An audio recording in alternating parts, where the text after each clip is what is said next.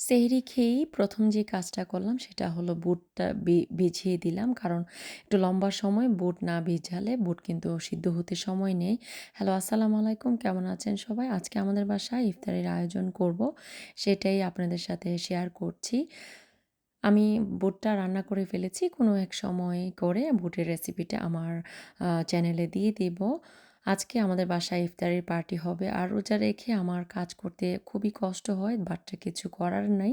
কাজ তো করতেই হবে। এদিকে আমি ডিমগুলা হালকা ভেজে নিচ্ছি। কারণ ইফতারির পরে মেইন মিল যেটা হবে সেটা হলো বিরিয়ানি। সালাদের জন্য আস্তে, আস্তে সবকিছু একটু, একটু করে প্রিপারেশন করে নিচ্ছি। সালাদগুলা কেটে নিয়েছি বাট মাখি নাই কারণ মাখলে লবণ উঠে যাবে। এদিকে আমার হাসব্যান্ড একটু হেল্প করছে আমাকে। উম ফ্রুটসগুলো ধুয়ে দিয়ে সাজিয়ে দিবে। আমরা যেহেতু বাহিরে থাকি আমাদের দুজনের কাজ আমরা মিলেমিশেই করি। পোলাওটা আমি বসিয়ে দিয়েছি। আস্তে, আস্তে করে সবগুলা কাজ একটু, একটু করে না করে নিলে তাহলে পরে কিন্তু তাড়াহুড়া লেগে যাবে। আমি এখানে আলুগুলাকে একটু ভেজে নিয়েছি হালকা রং দিয়ে।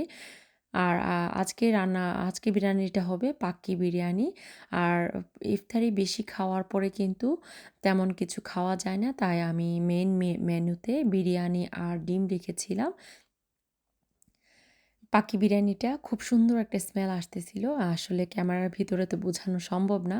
কিন্তু দেখেই মনে হচ্ছিল অনেক মজা। এদিকে আমার মেয়ে তার বাবাকে হেল্প করছে কাজের জন্য। আসলে আমরা বাচ্চাদেরকে একটু আকটু কাজ করানো দরকার তাহলে ওরা শিখবে। আমার সবকিছু মোটামুটি রেডি হয়ে গেছে। ইফতারির টাইমও মোটামুটি হয়ে গেছে। আমি অনেক কিছুই বানিয়েছি। কিছুই আসলে এখানে শেয়ার করিনি কারণ ভিডিওটা অনেক লম্বা হয়ে যাবে। ডালের বড়াটা আমি লাস্টে ভাজি যাতে একটু মুচমুচে থাকে। ডালের বড়াটা ভেজে নিয়ে আর এদিকে আমি স্প্রিং রোলও ভেজে ফেলেছি। ভাজাপোড়া জিনিসগুলা কিন্তু খেতে কিন্তু খুবই ভালো লাগে। আমি জানি রোজা রমজানে ভাজাপোড়া ছাড়া কিন্তু চলেই না। অন্যদিকে সবগুলা প্লাস্টিকের প্লেট আজকে ব্যবহার করছি।